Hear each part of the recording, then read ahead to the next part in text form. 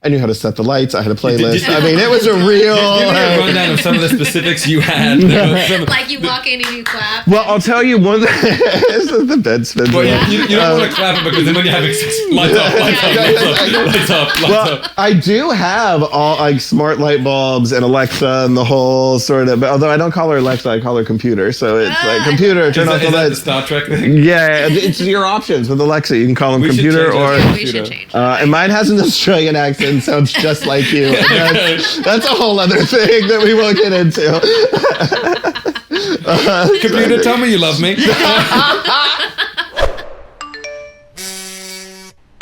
I'm Julian Breheny, a stand-up comic in New York City. I'm with... Robin Richardson. I'm a friend of the pod. No, I'm Robin Richardson. I'm married to Julian. We're in an open relationship and we like to talk about dating. I'm Drew Tessier, comedian here in New York. I'm also in an open relationship with Julian, so this all works out. It's actually all of New York. If we haven't explicitly stated that you are not in it, that we are not in it, then you're in it. Okay? You're in it. It is an opt-out policy, unfortunately, as dictated by the governor. I do find it incredibly selfish of you to be in an open relationship and not be bisexual. I don't feel like you're playing by the rules. That is true. Whenever I'm the ally on the gay show, they go, how much of an ally can you really be? Really be. No, it is selfish. Well, that's one thing we're going to get into is the fact that we learned about open relationships from the gay community, and we appreciate it. Yes. Sure. I think the apps are sort of a skill that we taught to the straights, like pilgrims learning how to plant corn from Native Americans, and that worked out fine. So I'm curious to see how this is going to keep going. All positive. No, but yeah, that is true. You mentioned that how before dating apps existed, there were online gay hookups, which kind of like brought on... Well, my entire dating history, like I don't think I have ever gone out to a bar and met somebody in the wild and taken them home. I mean, everything has been either online and into the dating apps since, because gay.com came out. I graduated high school in 97. I was in college sort of late 90s, early 2000s. So that was the first dating app that I used. I believe there was gay.com and also out.com possibly, but I never... The craziest part of the story is the time when you can get a 3-letter domain name. Right. Gay.com. You know what, that's probably gay with now? an E and 12 and a letter 3 in there. The new way to be gay. From Meta. And then after that, I think something called Manhunt for a while, which really just boils it down to its base kind of I might as well call it don't ever call me again.com. And then some of those, like Manhunt, developed into an app, but it was kind of clunky. And then Grindr really changed everything. Was that before Tinder? Sure. Yeah. I mean, everything is based off of Grindr now. Okay. I mean, it really is. I mean, it's even the ones that are trying to pose as more, it's still a GPS-based dating app. And so we have ruined all of society. This is why they're taking our rights away. When my first joke I want to be a comedian forever. It took me a long time to get into it because I didn't see a lot of gay comedians out there. And I didn't know, then I went through a period of like, I'm going to do it, but like, what am I going to write about? What is my joke? First joke I ever wrote was a Grindr joke, which is funny because that is such hack material at this point. I mean, I still use it, but I used to have to get on stage and I would take out my phone and I would show them the app, and audiences would just be on the edge of their seats when I'm explaining to them that you can find dick within like 30 feet around it. They're like, what? That's crazy. Was there ever anybody in the audience on Grindr? Always, of course. That's how it filled the room. Yeah. I mean, that's if you go on a trip with a group of gay guys, the first thing they do is everybody opens Grindr just to see what's going on, like... Or like if there's a gay bar that's popular, it'll have... Well, you don't see a map, right? You just see them miles away. No, there's a map. Yeah. So you can triangulate the hottest spot in town. Sure. I remember, the first time I ever saw Grindr, I was in DC in law school, so it would have been around 2011, 2012. And my friend showed it to me, and I was like, oh my gosh, that seems so unsafe. And then soon after, Tinder came, and I was like, what are they doing to us? The men are going to be able to hunt us down now. Yeah, it's really wild. I mean, and when I used to do the Grindr joke, inevitably some straight comic would always be like, we need something like that, but for straight people, like Grindr. But and I'm like, women would never go for that. Are you fucking crazy?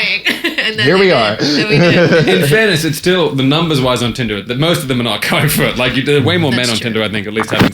You look at a woman's app. There was someone, actually, I don't know, someone we work with who showed me her app. She had 5,000 likes within like 3 days. She'd just broken up with her boyfriend. And every guy is just sitting there fuming. Yeah, sure. Looking at the one match they have. That's why we're so needy on the apps, because we're like fostering this single connection.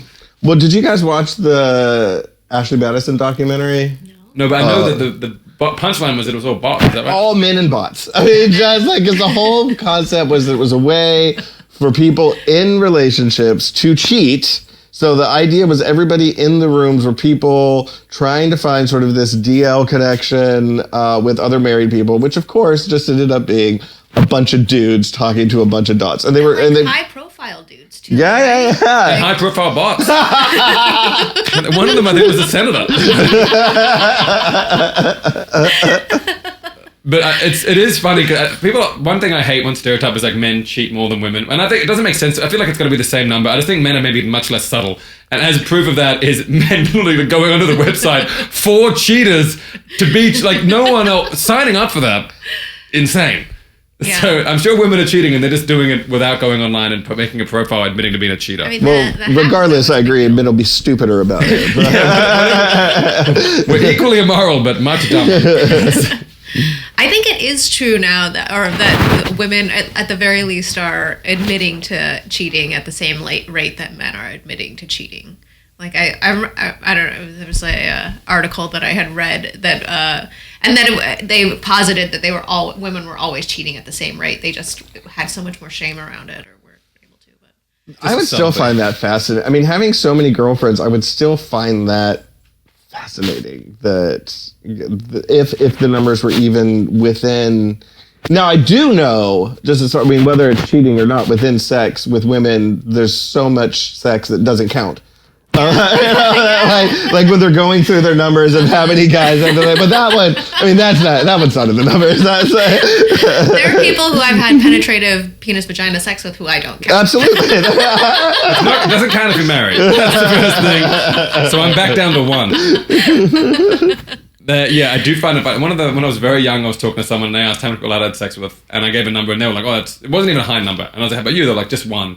And then they started telling me the ones that didn't count, and I was like, "Okay, so like 30." They're like, "That guy, like, it was barely 5 minutes," and I was like, "Okay, so I got to reduce my number." Okay, so now I'm a virgin. Yeah, exactly. What are we doing? I mean, it is pretty crazy too, because you could have a situation with somebody where you don't have penetrative sex that's really hot, right, very connected, and then you could have penetrative sex that's just so boring. Well, my numbers get really weird when you get into what counts as sex and with gay dudes, because I didn't do penetrative sex for decades, and if I do, I'm sort of a prude in that kind of way. That's sort of a relationship thing for me. I don't go out. I've lots of other things that I'm very indiscriminate about. But as far as so it almost brings my number down to like 2 or something. Like I was talking to Tori about this the other day. She's like, "What's your number?" And I was like, "How do you count it?" She said, "Well, that's not sex." Well, that's just a blowjob. That's not sex. And I was like, I think Americans' brains have been forever changed by Bill Clinton's "that was not sexual relations." Because just so you know, in the rest of the world, a blowjob is much more significant. And by that I mean, like, in Australia at least, I've had plenty of times where you go home with a girl and you'll have sex a few times before you get a blowjob. And in America, I would come here and girls like, "I'm not fucking you, but I will go down on you." I'm like, "That seems way less fun for you." But okay, if you want to make that deal, I'll make that deal. Well, not to mention all the Christian girls with purity rings will let you fuck them in the ass, are saving themselves for marriage. I'm a virgin. First base, anal. I also, it's so much of that is so messed up. Oh yeah, and sure. Just the idea that God is just like can't see it. Like, I used to joke the that it means loophole. The only people who actually get, because everyone has premarital sex, but if you don't count anal sex, then like Gold Star gay men are the only people in heaven. Like, heaven is just the Gold Star gays, and maybe if you because most I've people, always assumed. Yeah. Lesbians, obviously. Yeah. yeah, but anyone else, it's just all the straights are like really, except for the 5 or 6 who waited for marriage. Yeah. Losers. But then you got the Mormons who do the soaking, which is like just have They're like, sex. Is that a real thing, or is that just some urban legend that's floating around? I certainly doubt it's like I doubt a it's consistently used thing. But I'm sure it's happened. I bet it's happened more than once. But I don't think it's probably happened that often. But yeah, that is really interesting to be like, well, it's not sex because my friend was in the room. Right. Jumping on the bed. In which case, you're back to the gays all being in heaven. But just the idea of literally making it like some 17-year-old kids in some state who are having anal sex with, I'm sure not a lot of like care or preparation or understand, just making it worse in general and more difficult for themselves, just so they can do it. I don't know. I assume it was some men being very good at their marketing and communications to be like, let's try this. It was the priest probably started it. I feel like that is more, coming from Alabama, in a school that was full of super, super Christian kids, I feel like that is more sort of a Baptist Protestant thing than a Catholic. I mean, we've got our own shit to deal with, but that's their shit. And the purity rings and the meeting at the flagpole before school at 6 o'clock in the morning to declare your virginity for Jesus. I mean, the whole thing. That was happening? Oh, sure. That's crazy. Yeah. It is wild. When I tell people, about being from the South, there's part of you that feels like you've got to defend it and tell them it's not as bad as you think, but what you're really thinking is, God, please don't ever let them find out how bad it really is. Like, there is some real, especially around sexuality and religion, it is fucked. The purity ring, so you're saying the Mormon thing is probably oversold, but the idea of people having actual purity rings is pretty common. I don't know how it is now. I haven't dated high schoolers in a while, but not the ones with purity rings. but when that was if I'm not wrong, I think that was like a late 90s kind of thing that came up, the purity ring thing. Like, when were the Jonas Brothers rocking around with their purity rings? Like, oh, were they in the purity ring streets? Sure were. They sure were. That's how they got people like nice conservative families to bring their kids to the rock show, yeah, right? to bring their daughters there to like watch these hypersexualized teen boys for anal. Yeah. I remember. Jesus. They've all got the signs up. I think. Yeah, I mean, I always, whenever I hear those artists, let him enter me from behind. A lot of the way that people talk about religion and Jesus is very sexual. Absolutely. Get on your knees. Like, Lauren Boebert has a thing. It's like, I do some tweet. It had to be on purpose. It was about her doing her best work from her knees. And I was like, is this satire? Yeah, no, it's hard to tell anymore. We've jumped the shark in this country. But, one of my favorite things to look at are old, silly, like Christian albums. Because, it used to be that if you were in any sort of like the Johnson sisters or whatever, you would put out and there are so many hilarious pseudo-sexual, let him take me, sort of titles for old Christian records. And you think that was on purpose or just No, I just think you can't escape it. I think there's so much sexual imagery that comes into. I mean, that's one of the things Madonna was trying to make a point about at one point, was sort of the connection between religious ecstasy and sexual ecstasy, and she lost her Pepsi contract for it. Well, they had no business making Jesus that hot. It is wild that they. Why would you make him so sexy? Did you have the joke about that? I don't know. That was when I was comparing it to how like Muslims are like, we can't show you Prophet Muhammad, that would be disrespectful. And Christians are just like, look how hot Jesus is. Make him sexy. Like, more abs. Yeah. Don't put a shirt on him. Yeah. People don't get crucified with a shirt on, buddy. Okay, move the loincloth just a little bit more. A little more thigh. Also, white. He's obviously definitely white. Okay, let's make. Got a nice set of legs there, Jesus. You don't need to hide them. Jesus. Yeah, I think that is. I ended up not doing, because after I spoke to Osama about it and he was explaining the actual background, I'd kind of misinterpreted. Because apparently it was not even just Muhammad you can't show. It's like they really shouldn't be showing any people. It's kind of ruined the joke. Like the full religious one is like its own, maybe I'm misinterpreting again, but only God is the one who can create life and the visage of like existence. So like their art is more geometric and less showing people, whether that be a prophet or anyone, at the more extreme ends. We probably don't have to go much farther down this road. Yeah, you're right. You're right. That's it. But we're all scholars. We're scholars of it. I'm very knowledgeable. Now, on to the other religions. Okay. Welcome to Off the Apps and In the Heart of Jesus with Julian. So, Drew, you and your partner are in a open relationship. We are not in an Oh, open you're not in an relationship. No, it's homophobic assumption. Very rude. It is the most popular question I get on my podcast. It's so funny because, like, not to plug my podcast in the middle You of the can plug podcast. it. You can actually leave our podcast right now. Yeah. Sign up for Drew. This is actually Most Drew's podcast. New York comedian thing I've ever done. But I interview other queer comedians, and so we talk about sex, we talk about comedy, and the most common question is, are you guys in an open relationship? It's funny to hear sort of my straight girlfriends that listen to the show, and they're like, they don't live in New York, but I can't imagine anyone ever asking me that. She's like, if I say I'm married and then somebody be like, oh, cool, are you in an open relationship? It would be like, what the fuck? In fairness, though, it's mostly other gay and queer comics who are asking that, right? Yeah. And it's much more common. I mean, like, Sure. I wouldn't have even known about open relationships as like a thing that wasn't like. In straight culture, it was like the swingers. Yeah. And they were like the weird neighbors. Right. And they don't have like a sexy vibe. Whereas like the queer openness is sexy and fun and just kind of like feels laid back in a way that, people just having sex, like wife swapping after their kids go to college is just like not sexy, Put the pineapple upside down in the yard. I just like the idea that, like, when we explain we're open, it's a whole, like, they're like, wow, how terrible. And then you explain you're open, they're like, oh my God, what you're not open. Yeah, no, like, I really... Wait, so what do you do? Yeah, Who's the boy? I mean, Aiden and I have been together about 2.5 years, a little longer than about 3 years, but I have never been in an open relationship. Is that always a conversation? Yeah, and I feel like even because my last relationship was 10 years, and I feel like we had several kind of like hypothetical, usually after a few drinks, what would it look like, how would it go, and then it usually ended up with, fuck it. I'm not opposed to the idea, but I have sort of my history going all the way back to gay.com. Have sort of been periods of total slutdom.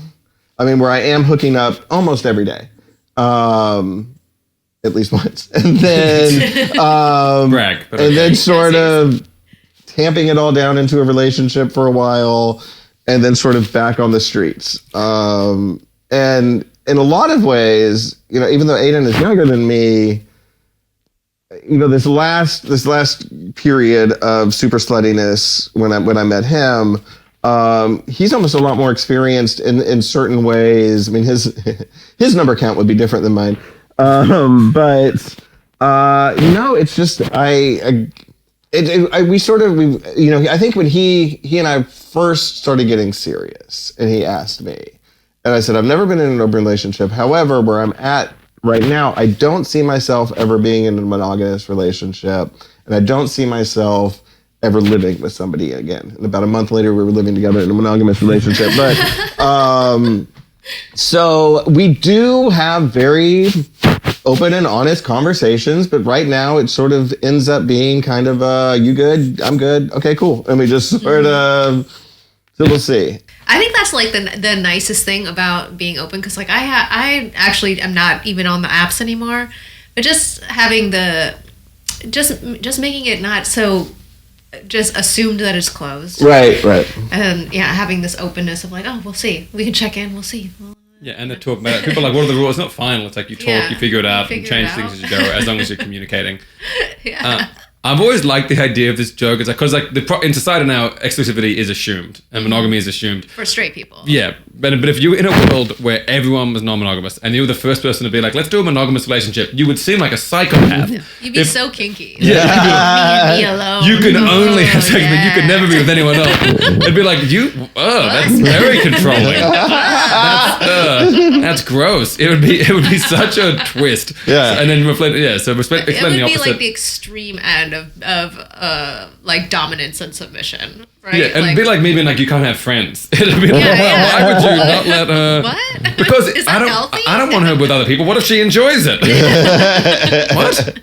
Your friends would be like, "Are you okay? Yeah, just Reach checking out. in. I'm always here." Well, that's like, I don't know why we found out so much about Mike Pence's wedding or marriage, but wasn't that one of the things that like she wasn't allowed to eat with other men? And or it was something? worse for him because He knew, but he had to like meet other delegates and stuff. And then if it was a woman, he couldn't go by himself. There needed to be someone else there.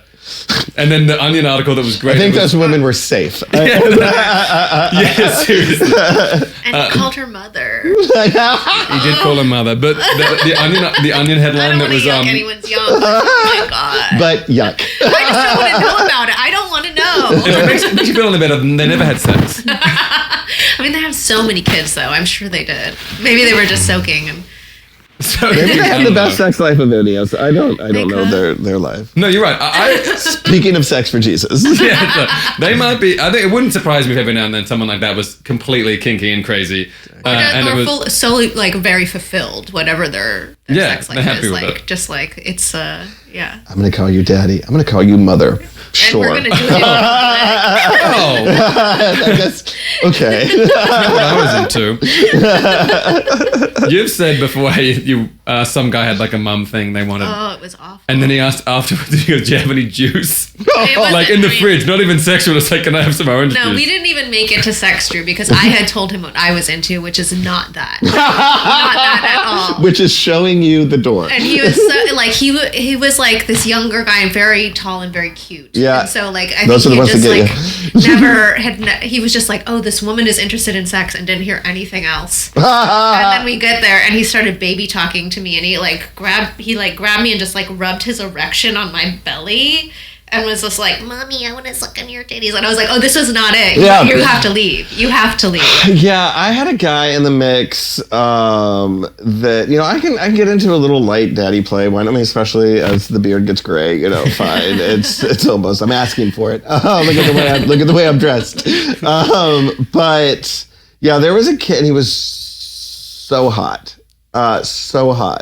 And so I sort of, and like, not just, like, you know, and if we would have sustained any longer, we were heading in a direction for diapers. I mean, for sure. I mean, he was like, it was the same thing. I mean, just like a really extreme version of like daddy stuff, which at first I could just be like, you know, again, I want everybody to have a good time. You tell me what you're into, I'll make it happen. Fine. But this was certainly an extreme version of that. And not just that, but like into really messy stuff. Oh yeah. Yeah, like I want you to dump Jello in my shorts. I'm like, man, I just got this apartment. Like, Yours, yeah. I'm messy. So I have told people like I start with just saying like I'm not like that into kissing because there are some people who are very messy kissers, and like if you aren't, then I'm fine with kissing. But like even just messy kissing, I'm like, oh god, I don't want to smell your dried spit on my face. Yeah, anything food related in the bedroom, I'm usually out. Well, yeah, Robert is anti-food in the That's a bedroom sticky- in non-sexual capacity as well. Yeah. We eat in my bed a lot. You would not you would not believe the shit we're into. Crackers, chips. Oh my god, you fucking sickos. Sick. You have to describe. Yeah, that's Robin's nightmare. Non-sexual capacity. One time, there was one of my exes. I would used to eat in bed all the time. I don't anymore, very sadly, because I'm restricted by this woman. But come over me in bed. We need to let you eat crackers in our bed. But one time she woke up, it was early enough that she couldn't, wasn't really complaining, we weren't voicing problems, and then I'm eating a kebab at 3 a.m. in bed, and I didn't know she'd woke up, and the next day she's like, it was almost like, it was almost like battered voice. She was like, last night, what were you doing? I froze, I couldn't say anything. I was like, what? She's like, you were eating a kebab. It's messy kebab. In the bed. Under the covers, Julian. Under the covers. And I was like, I'm sorry, I didn't realize. She's like, please, like, I need space. I need space right now. I was like, sorry, I did that to you. Yeah, no, I admit it. There are TV trays. It is a full. You have the TV in That's there? actually Yeah, because we kind don't of have a cute. TV in the living room. That's where we have the record player. That's more kind of socialized. They have a piano. That makes That's sense. Oh We my do have a gosh. piano. So like the bedroom is like where you hide your Tennis courts. your TV. Yeah, so our TV watching is in bed. It's interesting because my last relationship, he had like a very strict rule: no TV in bed, because he felt that that's not what bed was for, and that takes you down a road away from sex. However, then we just got into bed and were just fucking falling asleep on the couch every single night. Yeah. Where I feel like, you know, if you're in bed watching TV, you're already halfway there. I mean, at least like there's a good chance that you're gonna go in a sexy direction. I mean, not that I'm above having sex on the couch, but I do get what you're saying. I used to watch TV. I was a big TV bed guy. Okay, and this makes me sound like I've changed my whole life with this dumb woman. And my sleep patterns you work. have your own house where you can do that. That's true, but I think my sleep patterns were worse. My sleep patterns are better now that we don't have a TV. you have your own house somewhere? Well, we still have my old apartment. It was a COVID deal. We both got COVID deals, and I mostly sublet it. But it is good. Like for We filming. haven't sublet this place in a year. I sublet every now and then. No one wants it. You have 2 apartments? And that makes us sound fancier than we are. Yeah, No, it makes now I sense. understand why you have to live in Brooklyn. This is all making so much more sense. I'm gonna cut all this out so no one knows I'm a fancy boy. The other thing is we got 2 COVID deals, and it was just, and they're literally half price. Well, Also, mine was like, half price. I think it would hamper dating a lot if we didn't have 2 places. okay. Because I think there are a lot of women who don't want to go back to their own house. So I think it's useful for Julian, and I like having sex only in my house. So So okay, House. so so you like bringing guys back to your shared house, yes, Yeah. that's where I. and then you have to go and eat kebabs and fuck women in some cave at the. First of all, I loved my apartment. I Yeah, still yeah. do. And Robin wouldn't go there because she thought it was a filthy mess, but she is wrong. It's a fantastic not that apartment it's with a beer filthy, pong it's that, table. the bathroom is such that when you sit on the toilet, the sink is in your lap. And, I'm not having and sex there on the are toilet. no windows that open onto anything but brick walls. So that's It's called the Vortex, and it is a wonderful, magical place where time ceases to exist. But it's a gender thing as well, because I think a lot of women, and they want me having a place by myself is like a big value add. And if I'm like asking to go back to their place, I often don't want that. They want me to organize everything. So it's like it's a lot easier for me to get girls to a place where it's like I don't think I'd be able to get them back to my shared home with my wife. and they would have to walk past me sitting on the couch watching my TV Now, in order to get to the bedroom. Is most everything separate with you guys, or do you? We don't have sex together ever. We're so open that would everyone accept each other. So we've talked about it, and even very recently kind of talked about like threesomes, but I'm not in. We're both Right. just really straight. Yeah, I guess. we're not. And I would watch Julian, but I would be less interested in like participating with him and another woman, only because I'm like a weird germaphobe. So like it would be constantly switching condoms. There's that. Right, There'd be yeah. like. Once there's a condom on the dick, I hate the smell and taste of condoms. So then my oral sex, me giving it, is out. Right, So right. I would just create a lot of roadblocks. I would rather watch. Okay, and I And- was joking that and I don't want her to it's a watch me have sex with someone else. The judgment. Just sit there like, oh, you're doing that first? Julian, please, you're representing our house when you do this. This is unbelievable. I'm gonna die.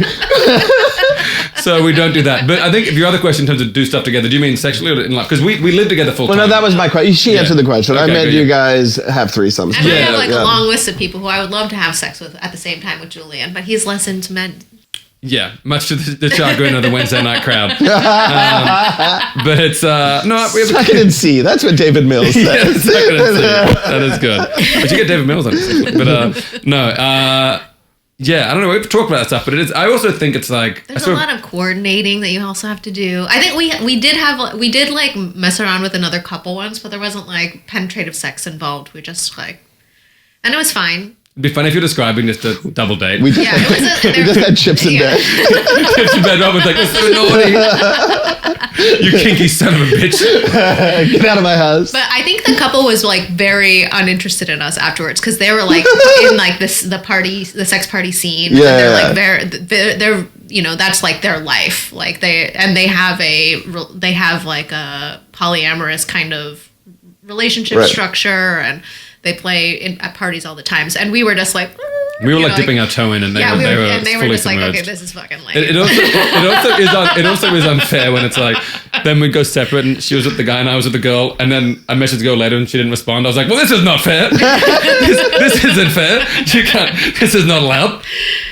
Yeah, but she was also like on her pregnancy journey. Like she was getting ready to have a baby and stuff like that. Oh, so I think she's like, gross. Robin's defending my honor. I'm like, I swear he slings good dick. I swear to God. He really, really does sling good dick. I make her say that on this podcast. I really think like when there are times when I think about her openness and I think about all the shit like sex stories my female friends have, and I just think like it's a mitzvah that Julian is out there just like doing well. Robin is happy to pass me around to friends. Just give women good experiences. I think that's wonderful. They need more of that. Well, I'm happy to say, Robin, very bad in bed. Honestly, not worth the price of admission. Leave the chips at home. There's a lot of disinfectant wipes involved and laying down. If you like to eat a nice kebab during intercourse, I think this is not the route for you. And I think, you know, in any relationship I've been in, I think this is sort of why it's never sort of gone much past sort of hypothetical conversations. I'm definitely have zero interest in watching somebody else fuck Aiden. Zero. I mean, could I get to a point? I mean, if it were something that was important enough to him that, you know, I don't want to keep anybody from anything that just felt like he needed to go out and get fucked by other guys, you know, I would find a way to come to terms with that. But I do not need to be in the room.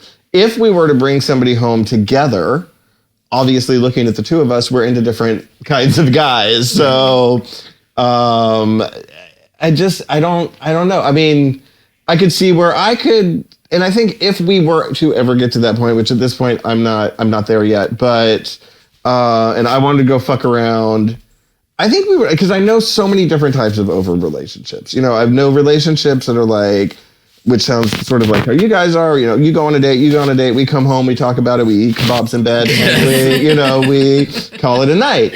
And then some people that it's just like it's understood that you're not cheating. This is on the table. It's allowed, but keep your shit tight. And I don't want to hear, and you can't interfere in anything going on in our lives. But, you know, it's called the senator package. That's a spectrum, but no, you're right. And people always assume, one I get a lot was like, oh, you like to watch your wife getting fucked? I was like, no, I'm not there. I'm not there. She's allowed to do it. We can talk about it. I don't need to be there. No cuck chair required. Robin is the cuck, actually. Yeah. She's watching me against my will. She's a peeping Tom. She's got the whiteboard behind her. She's like, okay, you see right here? This? What were you doing here? Half-time break. You're getting killed out there, Julian. You need to hydrate, man. Julian, you got 3 goals on the board. She's got none. What are you doing here? My biggest fear is that me have a bad showing with a woman and it get back to Robin. And it'll be like, Julian, what are you doing? There is this sense of pride that I have where I'm like, you are representing us out there. Okay, maybe I only work for the weird things you like, and everyone else is like, I'm just like, oh, I don't kiss, it's too messy. And then it's like, who? What? Do you ever have an issue with girls falling in love with you? There's only one who won't No, but I like, you kind of, it's not even as far as falling in love, but they start to want more and like more frequent things. And you have to sort of be vigilant about. And I got better at this very early on, being like, I can't give you that much time. I can't text you throughout the day. And it's less about falling in love. Some of them just, I feel, they are so, I get this so often. Just the other day I was messaging someone and they had reached out to me. And then I was like, yeah, it's fine, we can meet up, but just so you know, here's my situation. And then she's like, what, so you're just going to fuck me and then bail? And I was like, yes. But I was like, my point being, like, I hadn't even initiated. I'd been very fair and transparent, but like she was offended by the notion of it. Because it meant I was just respecting her. So less about them falling in love and more about them feeling like me not being able to dedicate that time to them like means they're less valuable. I don't value them, or like I'm kind of taking advantage of them, or like they're just like, I don't think they have worth, I guess, and that they kind of project that onto me and then onto themselves. So yeah, but no one's fallen in love with me yet. But I do think we need to be. I try and stay vigilant. We both about like not having too frequent a meetup. You're also very busy. Like you are very busy. So You're welcome. Yeah, Genuinely, Drew is responsible for my busyness. Seriously. But that's the other thing is like Robin understands if I have to bail on plans for a show, but then other people I'm like, you might be like, hey, actually, can you host Friday? And if I have a date with a random person, I'm gonna cancel that date. And so I'm like, the most I could ever do, which is more than I've ever done, would be one date a week, because I think anything else is like I like to be performing at least 4 times a week. And then the other on nights, stage. Yeah. And if I'm doing, and if I want to film sketches and other stuff, it's just, The other thing I found recently, which can be frustrating, what I'm trying to get, and I found it easy. You, I think, maybe found it a little bit easier when you were talking to guys and figuring out, is I kind of want to be like, listen, I want a situation where we both enjoy the sex, and we go and have a drink or two, and then we go. It's like relatively contained. But I have this thing where often I go on these dates, and they don't want to feel cheap. So after a few drinks, I'm like, hey, should we go back? And she's like, no, let's go to another bar. And suddenly it's like a 2 a.m. night. Oh, this does sound like a very expensive endeavor, too. Yeah. Because, I mean, that is definitely something I am not interested in. And that would be dating other people. Because I don't even know how to date. I mean, like, I have 2 speeds. Hook up and we're married now. I mean, like, I don't know how to, like, go out and listen to I don't care how many brothers and sisters you have. I mean, like, and I know pretty quickly, like, we had a good time. This was lovely. We smoked a little pot. We fucked around. Have a good night. Or like, oh, I'm really into this person. Like, I feel like I know, like, do our senses of humor line up? Do we have sort of a shared sort of knowledge of pop culture? I mean, sort of like, are we, I mean, with Aiden, sort of like we were talking about earlier, like what are intimate things, and everybody's got their own list of, like you said, I'll suck your dick, but I don't kiss, or whatever. But and kissing's one for me too. I mean, that's sort of a more intimate thing, but nobody got to spend the night. I mean, that was if we made it through the first part of the interview and you were invited into the bedroom, I mean, that was still like, all right, cool.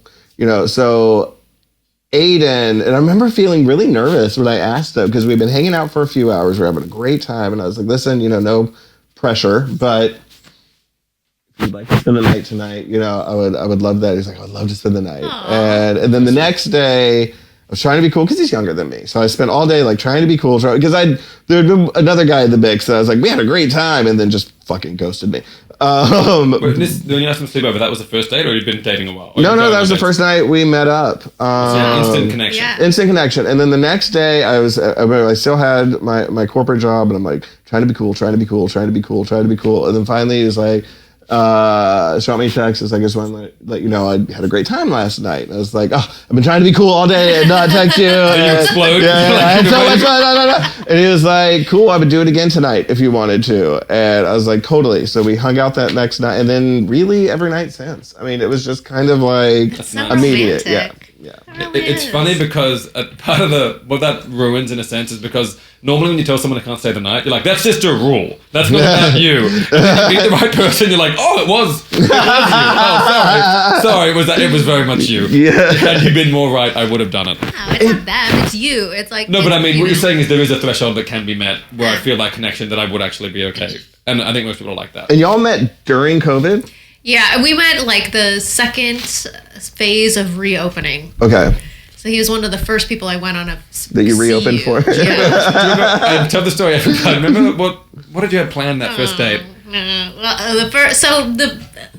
had been in my hoe phase right before COVID. We call that belly chain Robin phase. Yeah, my belly chain days. I had originally pre-COVID had like planned well in advance like a sanctum party, which is a sex club.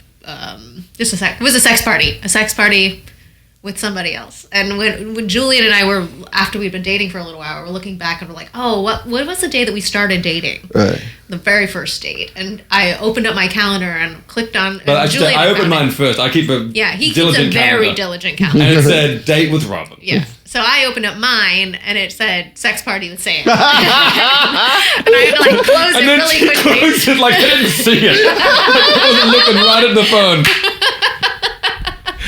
That is so funny. I was like, "Do you have someone else planned?" And it did. Sorry. I mean, but obviously that wasn't going to happen because the sex party was very, very canceled on account of the global pandemic. Okay, but, well, I have COVID to Not thank for always my the wife. way. yeah. But it was very fun. But yeah, we met very early on in that, and it could have been for a lot of people. I think that escalated into immediate like exclusivity because they Yeah, were like, "Let's because move of in," that, yeah. and so we had to be like, "Actually, let's not do that. Let's go the other direction." I remember so the apartment that we live in now has been that's also one thing that's been really great with our relationship is this apartment has basically been our apartment from the very beginning. It's not one person moving into somebody else's apartment or any of that type of stuff, but the place I'd had before that was totally the hookup pad, during that period, and just, sort of, I knew how to set the lights. I had a playlist. It was a real. Give me a rundown of some of the specifics you had.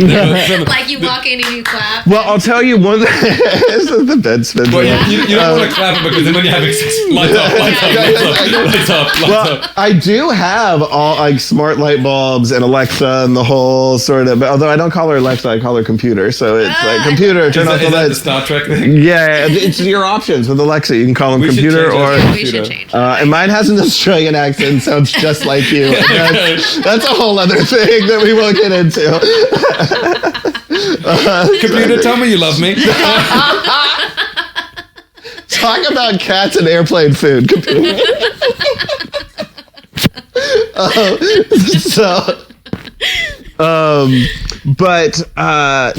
One thing that was funny though, I was living on 79th Street, which is one block from, which is now the New York Comedy Club uptown, but Stand Up New York. And Grindr was like a constant game of whack-a-mole, blocking queer comedians Grindr, because it was just one block from a Really? comedy. Oh yeah, I block everybody. You don't want to date another comedian. Fuck no, but not just that. I don't need comedians knowing my profile and what I'm Gotcha. into. Yeah. So, but I'm sure you weren't always quick enough. Because I'm not just a comic, I'm a producer. So it's Yeah, just I that's true. can't date. I can't. That We is also one have of a no our comics rules. rule. Yeah, we have like a no comics rule. Just because everyone should. Robin I say no comics because it's too messy, and Robin just doesn't like comics. Fair. No, there are lots of comics I would fuck, but I just like. Whoa, Let's get into this. Okay, I think the guy who hosts the Tuesday at Greenwich Village. Can we get Osama in here? Yeah. Whoa. That's fair. Yeah, fair, right? Fair. Yeah, well, we're both going to open that door. We do have a caveat where he could fuck anybody that could advance his career. 100%. But because of Robin's threshold is, I gotta be like Nikki Glaser. I've been paying you for no reason. Drew, you're on the list. So If I get a 40-minute spot out of nowhere, you'll know why. the other funny thing about my old apartment when I was still in the hookup streets is not just the comedy club, but I was on 79th between Broadway and Amsterdam, which is very close to Central Park and very close to the Rambles, which is a known gay cruising area. So it'd get a lot of spillover from that too. So if there were like guys that had gone to check out the Rambles, didn't find anything, they can come on down to Drew's apartment. Check that would be well. And we have running water. It's a much more civilized environment. You're on the walking tour. Exactly. But one of the last nights we were in the old apartment, and we're sitting on the couch, and I have this gorgeous couch that I got at Housing Works for a song. It's one of my favorite. It was just like I just had it on the floor. I walked in, I was like, I'll take it. So we're sitting on this couch, and he's like, so, new apartment. I can't wait to have sex in the new apartment. I'm like, yeah. And he's like, and it's going to be cool that like I'm the only one that will have had sex on this couch. And I'm like, well, I mean, I'm still taking the couch. I was like, that's not necessarily. He's like, oh, right. Yeah. You're like, yeah, sure. Yeah, that counts. He has like a little romantic bent too. That's very cute. He's very romantic. We're both romantic. Yeah, I mean, romantic. did I tell you they were dressed as the, what was it? And Agatha All Along? You know the show we watched with the witches? Oh yeah. Yeah, at the Halloween party. What was Yeah, he had. Remember when the episode where they're all dressed like different witches? So he had sort of a Maleficent outfit, and I had sort of a Wicked Witch of the West outfit. So. Yeah. Cute. Nice. I call that romantic. Yeah, that is romantic. We went as Bob's Burgers. That was Well, we were Bert and Ernie the year before, which was really cute. But we were Bert and Ernie, brought to you by the letters S and M. So we had Bert and Ernie, but then like harnesses. just adding confusion. That is good. I like that. Yeah, he's a fucking weirdo too. I mean, like we're both such nerds in completely different ways, and it works really well. Yeah, well, I think you know that when you open the door into the Pez chamber. Yeah, they don't go running. I mean, I've seen what your place looks like just from pictures, or I don't know how. Maybe Julian has just been casing your joint. And he's been there a lot. I would have shown you one of just been doing some stories about his Pez wall. Gotcha. And I like, so it's when you say that you guys like it's your apartment together. Like it has.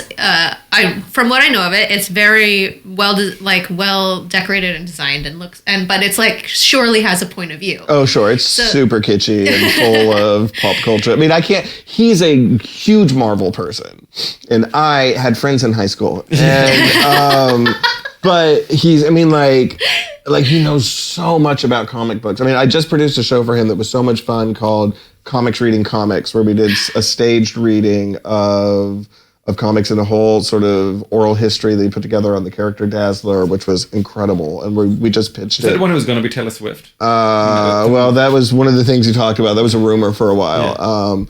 Excuse me. We just pitched it to Comic-Con. But so now I've got a bunch of comic books in my house, but I can't say anything because I've got the fucking Pez dispensers. And somebody's going to put up with that. I mean, relationships are about compromise. Well, I will say, there's no compromise. Our shared apartment we live in was Robin's initially, and I don't know. And you're not even allowed to eat there. There's only one room I can eat in. He has a little pen where he can't eat. A little pig pen. The cats have had more and more stuff growing, and I don't think I have anything there. It's funny that you say that because I was just gonna say, like, when I had my own apartment, when it was just mine, like I was able to make it more sexy. Like it was like when I moved out of my ex's place and into my own place, I was like, this is gonna be a very corny 70s style, very femme place. Yeah. And then Julian moved in, and now it's very. I feel like our place is very unsexy now. First of all, a couple of things. That's a straight line. I would like you to point to anything I introduced. I think what you're referring to is the fact that your love of cats and our love of cats. Since we moved in, we've got a second little box, 2 more cats, and a whole wall of all the extra cat food for Robin to feed the outside cats. So how many cats are there now? There are 3 cats, but there are only 2 permanent cats. There's 1 foster cat. But is it always 1 foster cat? So there's always 3. Almost always 1 foster and cat. How old is the foster cat? He's little. I mean, he's going to be under 2 years old probably. I may have a home for. I want to find a cat for Peter. We don't have to talk about this now. No, but Robin's on board. Well, let me finish my argument about the sexiness. I agree it's less sexy, but it's not because of anything on the walls or anything. It's just more lived in now. There's more clothes and stuff around. Yeah, it's more lived in. There's less storage space because Julian has to hide all his things. She took out the swing. Yeah. And now, it is just more homey and more full. Like, so it's not there. It used to be just the place where only I lived and had sex, and then you still got a key to my apartment. I think. Oh yeah, we use your place all the time. Don't Aiden that. Don't act like you've never seen the Pez. I don't know how I've seen it. Robin's like, what is? There's some stuff there. All right, I think that is our time. Should we do our outros? Yeah, where can we follow you? Let's learn all about your podcast. I've got a podcast, Drew Tessier's Mostly Queer Comedy Show. I have a YouTube channel that's got my comedy and channels. I have a partnership with Pez USA. Really? So I've been posting a lot of Pez stuff because I am a Pez dispenser collector and a fucking dork. At Drew Tessier NYC. This was so much fun. Yeah, thank you for coming. Thank you for coming. And we will see you next time. I've been Julian. This has been Robin.